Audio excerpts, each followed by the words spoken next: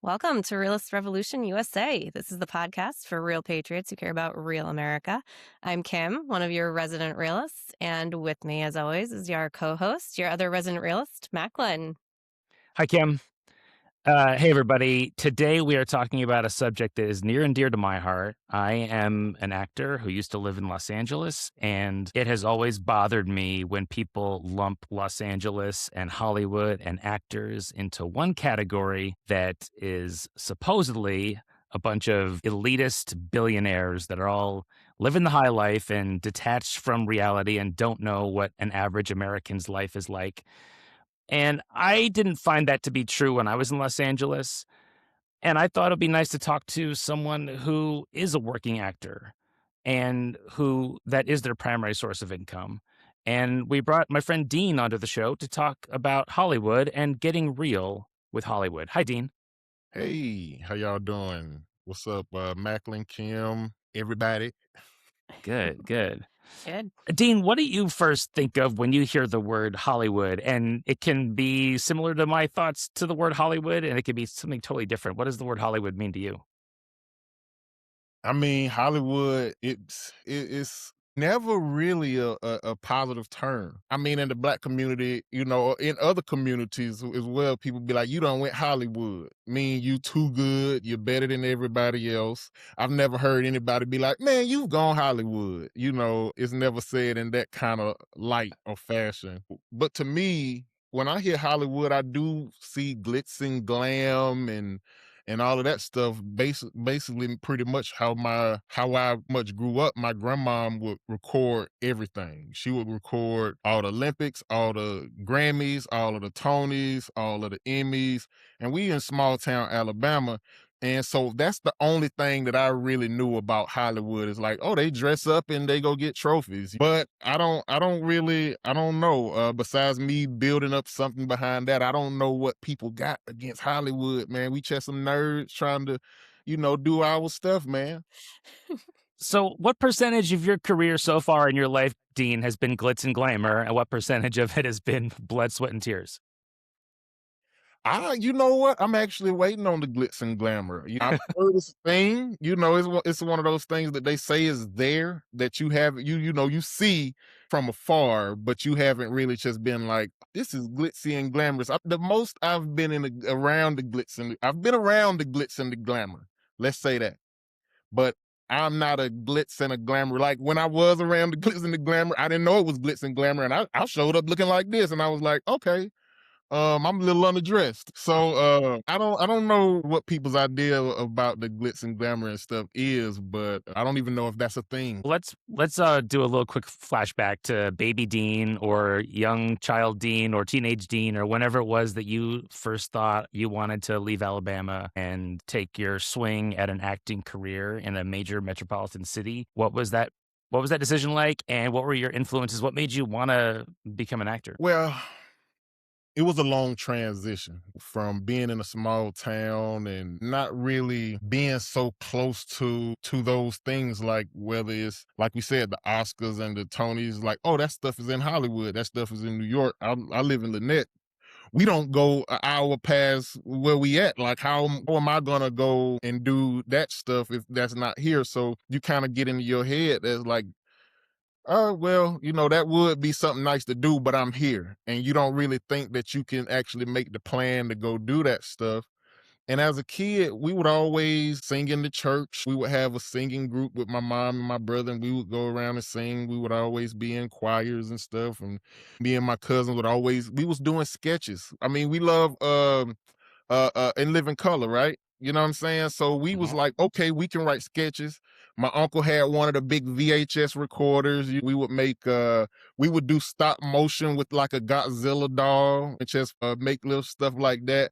We would do parodies of songs. We used to love the Braves, so we made like a whole rap song about the Braves and how we was like hooking the Marlins, and we was doing all this other stuff, and we rapped it for our parents and stuff, and they was like, this is very violent.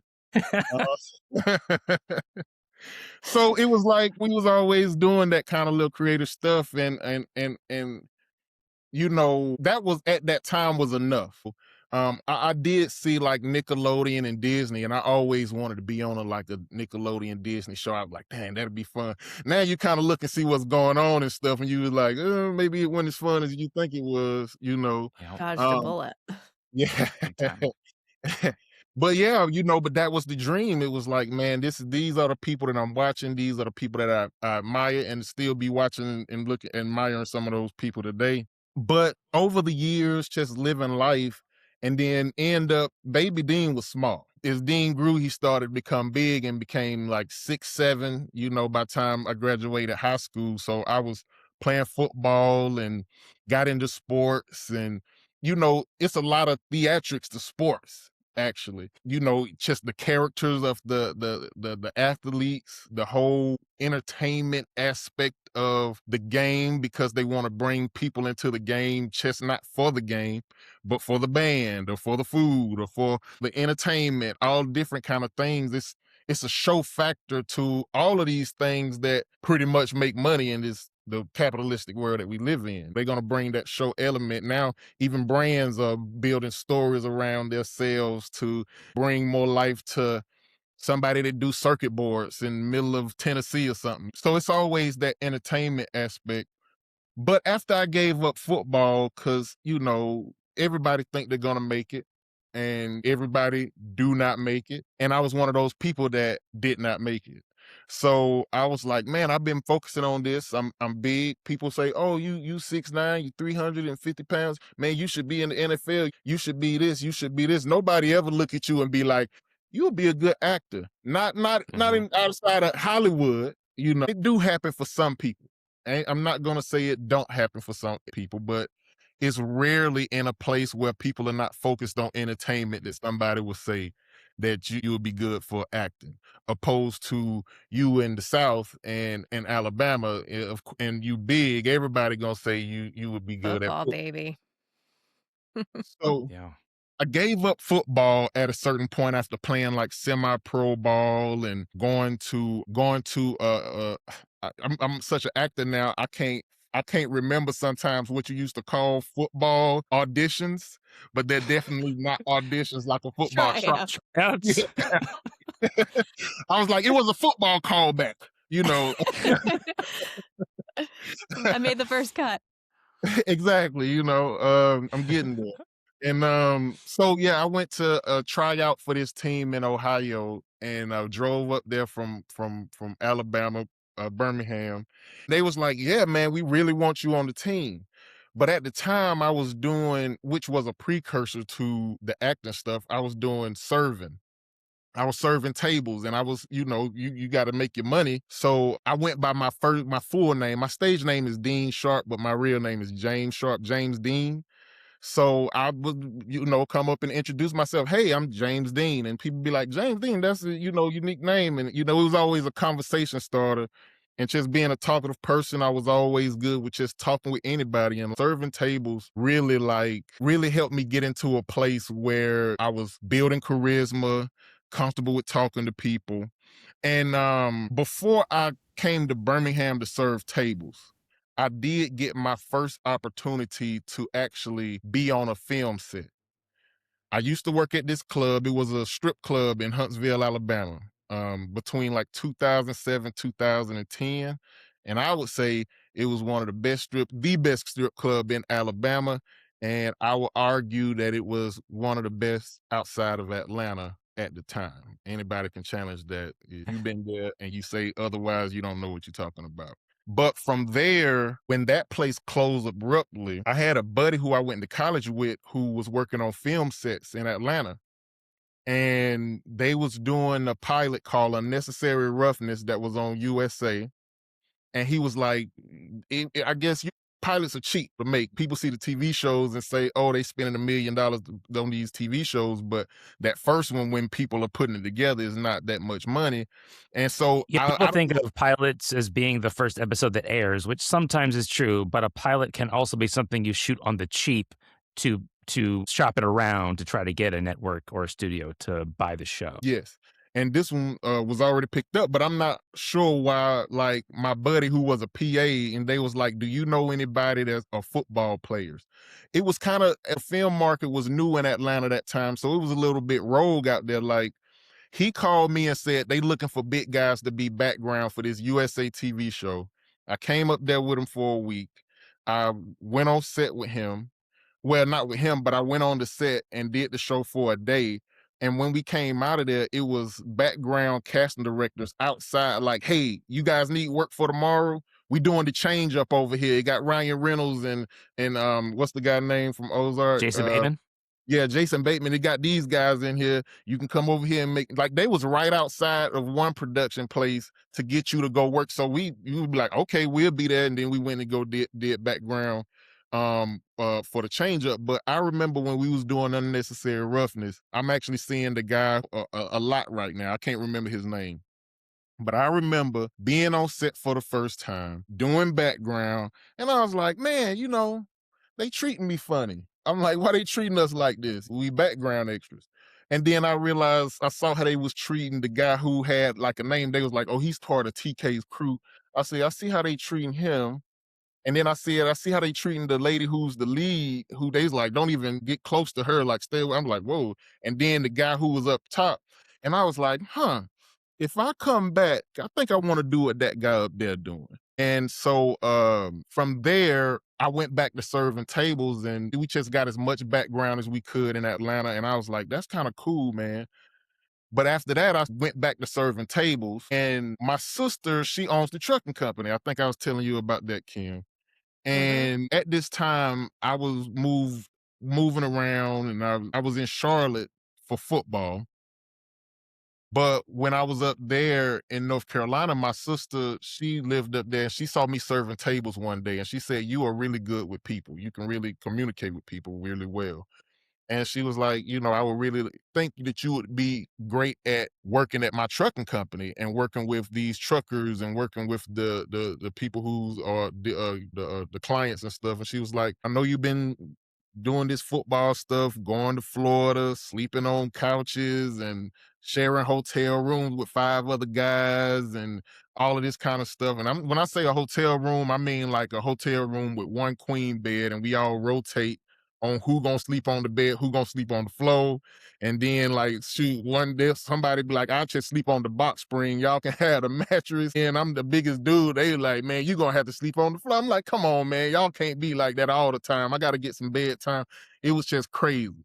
And she was like, you don't want to be doing that. How about you come work for me, get a salary? And I did that. And in that process, kind of was like, it was cool. It was all right, but I just gave up a dream that people been telling me all my life. That's what I've supposed to been doing. I've been playing football since a kid. And I remember my personal trainer that I was working with in Charlotte. One thing he used to say to motivate me, you personal trainer is crazy. He'd be like, you too big to be sitting in the office sending faxes and typing. You too big, you gotta be in the NFL. And so I'm in this office, big as hell, typing, sending faxes and shit. And I'm like, and this that bullshit he was talking about. You know what I'm saying? Um, and over that time, like the motivation to be doing that. Also, I didn't graduate college, but I did go to college for business administration with concentration in logistics and supply chain management. That's a lot. But I still had the opportunity to work in logistics and supply chain management. So at the end of the day, I'm also getting a chance to work within the industry that when I first chose a major in college, that this is the route that I was like, this is what I want to get into. So I'm also looking at that of like, damn, this is what I was choosing to do for the rest of my life. This is what I want to do. Nothing knocking it. Like I honestly feel without without logistics, I mean, we'll fall apart. I'm through the pandemic, what's going True. on with logistics and all that kind of stuff. The shelves empty. The thing about logistics is, and this is also one of the important parts about the job. It could be a plant in Mexico that's waiting on a shipment that you got in North Carolina. And if you miss one part of the step and that truck don't make it to the rail yard on time, that whole factory in Mexico got to shut down until that truck can get there to them. and it's a lot of different sectors. And then even once you get into the digital space and age with digital infrastructure, it's just crazy. Still, that's not where my heart was at. And once my heart removed away from that job, me and my sister, she say I got fired, I say I quit, depending on who you talk to and how the story go. We're going to get her on the show next week and we'll get to the bottom of that. No need, no need, no. Uh, um, but I remember that day, and it's so funny now. Like, I got anxiety right now. A lot of people do, but that was the first day I ever had anxiety in my life. I remember I've never had, and I was like 24, 25 years old. I've never had anxiety until that point. And I know that point. It was that point. It was two other points in my life. And then after the pandemic, it was like, so still trying to figure that out. But that day right there, I was like, man, I'm tired of this stuff. I done gave up my dream of football. I was like, I'm doing this stuff. It's not working. It's not where I want to be. I want to dream. I'm a dreamer. I want to do something where I said, I'm moving to Los Angeles. Also, marijuana is not legal where I'm from. And that was also a main deciding factor in that decision as well. I was like, look, I'm not a lawbreaker. I don't break the law. If I move somewhere where this one thing that may be illegal is legal, it make me feel better on the moral side. So that's a win. And, also the frustration, I always felt like California, being somebody from Alabama in the South, and I knew that one of the questions you said, I always knew that I would leave Alabama. It wasn't any point in time that I thought I was going to stay in Alabama. My pop, he was like, get out of there. It's a small place. It's always more opportunity out there. So I always knew that I would be going other places, but I felt like California was my key to the world. And I felt like I would not go anywhere else in the world until I go to California, because it's like our backyard. Regardless how people feel about California, it's our backyard, bro. You know what I'm saying? It's America's backyard. So I was like, I want to go to the backyard before I start going into other places in the world. So I was like, I want to go to California, and to feel the dream part, I said, I'm going to be an actor. I like what old buddy was doing up there when I did the background work, and I want to be an actor. And I rather go and just try to do something that I ain't never did before, opposed to being here and doing something that just ain't the right fit. And, I was kind of lightweight telling, I was working this thing called Roar. And so I packed up my car and I said, I'm going to sell my car and get a plane ticket and fly out to LA. And my brother said, no, you're not. And my cousin said, that's a dumbass thing to do. They said, how about you come here, save money for 30 days, and you get your car together so you can go. And my cousin said, because if things go bad, you can always sleep in your car. And I was like, And then I did end up sleeping in that same car for 9 months. When I met you at IO, I was probably sleeping in that car, Mac. I did not know that. Yeah, and then I've transitioned from there to, it was a theater around the corner that they'll take you in. You just got to put in some work. You got to mop some floors, direct the show, or do things like that. When I was down and homeless, and I wouldn't say I was homeless, I was living in the car, because it's a lot of different levels to it out here. Also, you talk about the glitz and glamour. At that time, I was acting, I was doing some background work. I hadn't had my first role yet as far as what's listed on IMDb, but I was getting some shorts and all that kind of stuff. But yeah, I lived in this theater for like another year and a half. I was directing shows and just doing stuff, and that kind of built up the skill set of the journey. But once I told this guy, Alfred Molina, great actor, brilliant, hella credits. And I told him, I was like, yeah, I packed up and I just moved out here, drove out here. And he was like, people still do that, huh? And I was like, yeah, I did at least 10 years ago. And I'm always meeting people that just packed up the car and just moved out. I was gonna say, I feel like there's so many people, especially when it comes to acting, who are like very similar, feel about it very similarly to what you just described. It's like there's just this itch or this urge that they want to try. And so they just go. And you don't know if you're going to make it until you try. And that's, I mean, gosh, that's everything in life, right? But I feel like it's like super specific to acting, especially because, you can make it in Hollywood, you can make it anywhere, right? Yeah, acting's one of those things that I think you need to be talented, but it's one of those things that in theory anyone can do. It's not a job that you necessarily need specific training for. Of course, training can help you get better, help you get more connected, but I think that's why people chase that dream because most people grow up with TV and movies in their life and they want to aspire to be that cool character and it is in theory a very attainable career. It's just this is not necessarily Yeah. easy to attain. And how Yeah. many kids too, like you were saying, Dean, like, I mean, when we're kids, you know, given if we have the support and the safe space to do it, you know, every kid is make believe, playing pretend. It's like we're all like that as kids. It's just, you know, society beats it out of us as we get older, right? Yeah. You know, Yeah. everybody's Yeah. a dreamer as a kid. It's like that, man, I love this speech so much. The T-Rex speech from Step Brothers. Yes. Bro, Don't like lose that's your dinosaur. not only did he kill that monologue as an actor, but man, it was just the realest shit ever, man. Like, don't lose that. I can't even do it anymore. Like, yeah, that's life, man. And also the impact of art. Mm, Mm-hmm. Yep. yeah. I was going to Yeah. ask you, I had a question for you, Dean. There's so many people like look negatively on creative outlets like movies and music and dance and art, especially as a job, a career. But what they don't seem to consider is what their lives would be like without entertainment, sound, music.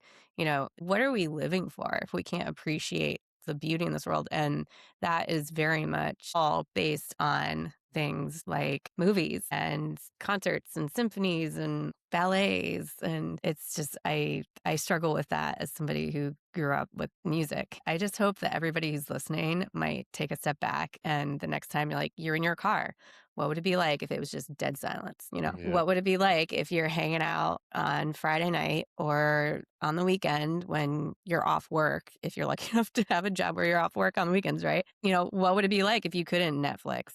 You know, Yeah. you just be I, sitting there.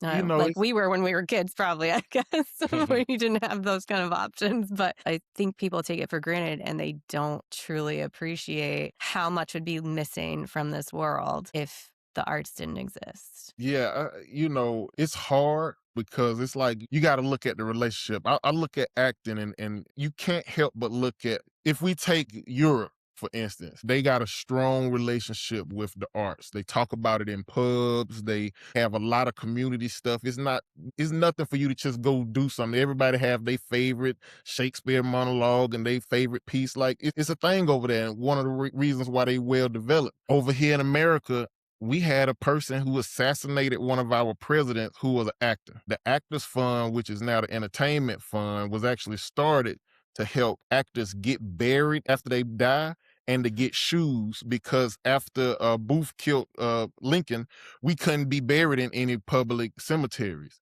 So that's why they started. And that same company, when the pandemic first hit, they definitely helped me and my wife out with some money for our rent because we didn't know where things was going. And so when you look at those events in history, it kind of alters the way that the nation how they look at us. Like something like that is gonna put a 20-year, 30-year, 40-year dent on something, which is gonna make a struggle for us. You know what I'm saying? Like most of the time we look at these stuff and we look at these struggles, we usually looking at it from a racial standpoint or a religious standpoint. But as an artistic standpoint, it's some things that's happened in history from these things that just made people feel a certain way about us. They shouldn't feel that way about us, but I think that's the only thing that I could think of. Like, why wouldn't you like these people who make the thing that you love? Because, like you said, Kim, people can say, "Oh, I don't like these actors, and I don't like how these musicians, and they trying to get paid." But you're right. Nobody gonna walk. I do know the weirdos that just ride in the car with no music, but that's like you know and podcasts came in for those people and said, if you don't like music, you can listen to Right. us talk. And if you still That's listening to fair. nothing in 2026, you got oh no. Oh no.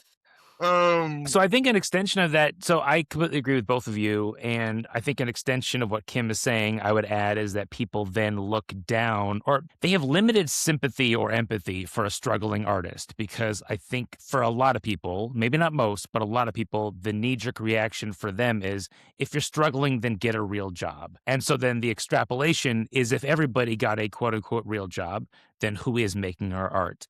So, Dean, could you illuminate the average person who's maybe never been on a set? Why is acting work? And I'm not saying you have to compare yourself to the most grueling, physically laborious jobs in the world. You don't have to put yourself on a pedestal or make yourself into a martyr, but acting is real work, I think. And could you elaborate on how acting is work? What goes into, what labor do you put into your career? I mean, if we want to be 100% technical of why people feel like if anybody say, hey, well, I don't think those people should get paid. We live in a capitalistic country. This is a capitalistic environment and we're about making money. If you make money, you know, you should get fairly compensated. I was on the thing with a consultant the other day and he said that it's a known thing in America that you should get paid for the work that you do. You know, and if you putting in work and somebody making money off of it, what's the deal? Like, you know, and that's also another point, kind of going back to the other stuff. Like, if you look at the music industry and the negative way that the label has been painted throughout the years from so many different perspectives, and then you say all the money going to the labels, you know, now we getting into the independent world, but it wasn't too much of a time, you know, of the musical history where people could just easily support a person without knowing where their money that they supporting is going to. You know what I'm saying? And then we got all of these stories of name them, and you know they somebody stole their money. Elvis probably was done almost the worst. It's definitely a disconnect between the people who are dealing with stuff. Get me back on track, Macklin. I had stepped back to that side I'd town. just love for you to explain how acting is work and just whether it's you're on set or whether you're trying to get an audition or you're hustling around town from one audition to another, dealing with your agent. Like, talk about the work that goes into your career. As an actor, work is time consuming. As an actor, you are essentially a tool to make sure that the director gets their vision across and based on the foundation that the writer has set. And true enough, some environments are more collaborative than others. But when you're just on my level, you don't get to collaborate that much. You go in, you do your job. Ideally, what I do is I go and do my job. And if nobody don't tell me something, I keep doing what I'm doing. You know what I'm saying? And it's their job to come to me and say, hey, a little bit less enthusiasm, a little bit less you being too aggressive. The tone is a little bit, and then you adjust. That's what being an actor is. But the thing is, it don't matter. You don't know how long you're gonna be there. You know you're getting paid, but you might be there 3-4 hours. You might be there 14, 15 hours. I had one day where it was raining and thundering, and we had to sit around for 5 hours until the thunder stopped so we can get the generators going back. I mean, you pretty much just becoming a tool for somebody else's use for the greatness of the project. And I mean, at the end of the day, from an acting perspective, you don't really think about the whole bigger picture until you start getting into production and directing and all that kind of stuff. People don't understand that. You just a tool, a vessel for these other people to get their stuff across. And it's been points where, you know, things are dangerous. We do have stunt people that unfortunately pass all the time doing these jobs, and they doing these jobs for a day rate and residuals. You know what I'm saying? So, like I said, definitely shouldn't be happening, but we are doing things and pushing boundaries where sometimes it's a very risky job. One time I was doing a commercial, and this was non-union. I was doing a commercial, and it was for a Japanese soda commercial, and they was doing James and the Giant Peach, but the original story that inspired James and the original Peach from Japan. And so they needed these big tall guys to be these monsters. And like they made these costumes, they made the hands, they made like these faces and stuff, and we could only see out the faces. And we was like, the wardrobe, we like, okay, this is cool, this is dope, this looks perfect. When we get there, the costumes were not functional, so they had to make adjustments to them. And when it started, we didn't know what was going on, and they told us that they're gonna have pyrotechnics, and we had this whole war scene with the monsters. And it was this one point, I'm with this Russian dude. We both big guys in the costumes, and they lined all the costumes up, and the safety director come over here, and he looking at the costumes, and he want to get a look at the costumes, and he say, "Are these fireproof?" And the costume person say no, and he be like, "Okay," and he walked off. And I was like, "What the fuck?" And the Russian was like, "What did he say?" I was like, he said, is these fireproof?" And he said, "What did the other guy say?" I said, "No." I knew he knew what no meant, but he was kind of shook like I was, you know. And then we went to do the job, and we was gone, and they had to sew our helmets on, so you can't take the helmets on. You're looking out of a mouth like this. You don't have any, what's that field? Peripheral Yeah, vision. peripheral view, and you can only see what's ahead of you. It's dark. They got fire coming from this side, fire coming from this side on the pyrotechnics. The safety director is walking us through. He said, "All right, guys, so we want you guys to come rushing through this barrier that they have." He was like, "Now, first off, do not get impaled by the wood, impalers, we'll call them." He said, "Don't get impaled by those. Make sure you stay away from those. We got a lot of real boulders and some plastic boulders. If you kick this boulder, it'll go flying. If you kick this boulder, it'll break your toe. And you guys gonna climb over this, and then make sure you stay within 5 feet away from the fire." And it was like, I left there and I was like, man, them motherfuckers come pay me $100,000. I would never do no shit like that again. Not without being able to see in the dark. And it was just Yeah. too much. And For those listening, I mean, that was a non-union production, as Dean said. So just think about you're in that position.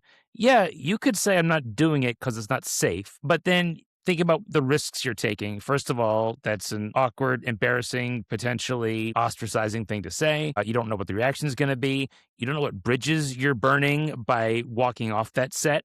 And most importantly, you're not going to get paid for the job. I mean, there's a lot of, I think, again, judgment in terms of, but you're an actor and you have control over your own choices and all that stuff. And peer pressure, let's talk about peer pressure from a children's perspective, but peer pressure is something that adults deal with every day. And Dean, I'm not saying you felt peer pressure in that moment, but I know I would. It's like, I know what the right thing to do here is. I know what the right thing to say is, but I don't feel safe saying it. So I'd rather risk my own safety than put myself in an embarrassing, awkward position. And that happens all the time. And that's why the union, think about how many actors were hurt before the Screen Actors Guild came around to set some basic standards for safety on set. Yeah, and then like the reason that I lived in my car in the first place, and this is around the time that I got that job. The reason I moved in my car in the first place is because the living situations out here was so bad. Like my first living situation was living in the hotels. I lived close to the place I used to serve at, so I was on Century and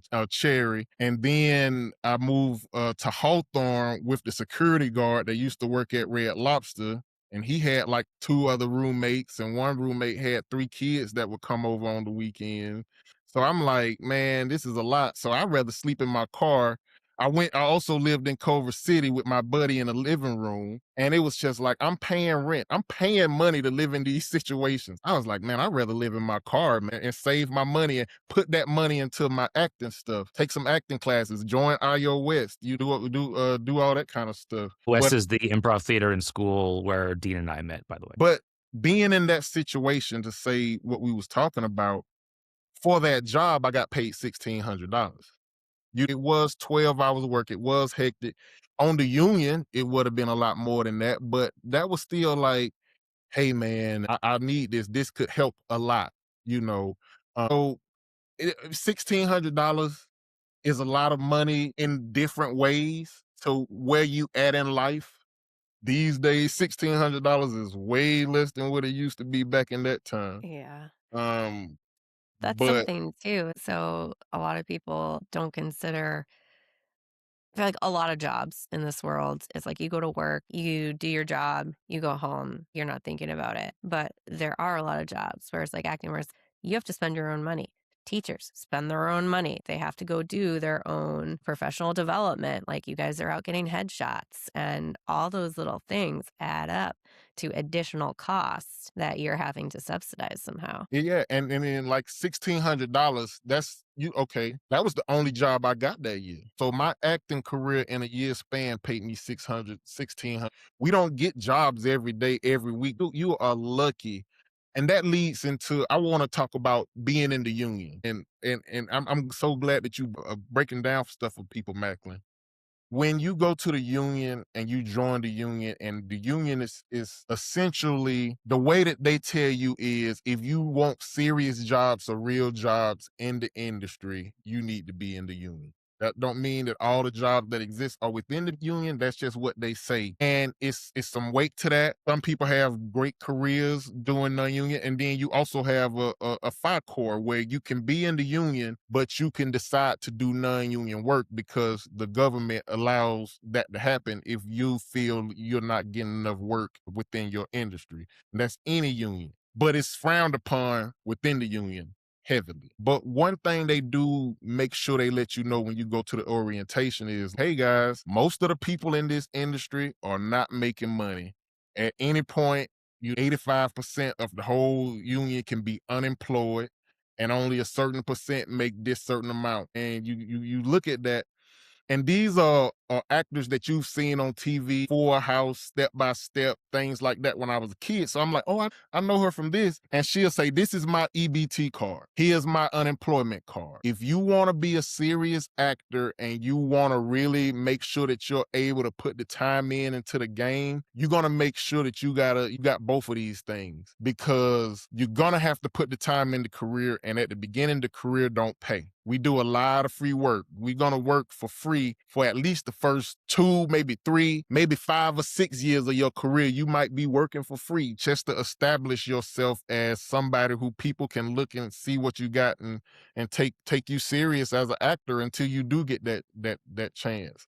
So you pretty much get into this industry knowing that you're going to work for free for a certain amount of time, or if your heart is in it, however long it takes, because it can't be about the money. Like if you don't want to sleep in your car or live in the attic of a theater or sleep under a stage of a theater, why would you? It can't be about the money. It got to be something in your heart that you want to do these things. And I think ultimately that's what I have learned, is that we just got to do it for us. And the music, because I do music too, Kim. And I like sync music, which is still revolved around the film and stuff. But at the end of the day, man, we got to do that stuff for ourselves. And if we do it for ourselves, when the people who don't care about the stuff, when they walking by and they seeing me doing a monologue, or they seeing you doing your song, and we make sure that our emotions and our heart bleed through that stuff, it's going to make their ass stop. And that's what we doing it for. We here to make some stuff. And that's being diminished right now by AI slop and technology making things easier in both worlds. But at the same time, our heart is in it. With the AI stuff, at Macklin, I was thinking about this. I was like, what to prepare for the show. And I was like, okay, here goes a cheesy one for you. Until AI start being able to do a full herald, I'm going to be okay with 100% that they're not going to take over the world. But if AI can do a herald, and I'm like, that was a good fucking herald, and all of the characters was different, I'd be scared. Okay, a little inside baseball here. For those who don't know, the Herald is a long form improvisational structure that is in some ways the most simple, because it's what a lot of people teach as a rudimentary way to get started in long form, but it's also extremely complicated. It would be like learning to drive on a stick shift. Once you master that, you can drive a automatic pretty easily. It requires a lot of understanding of structure, a lot of spontaneous thinking, a lot of thinking ahead.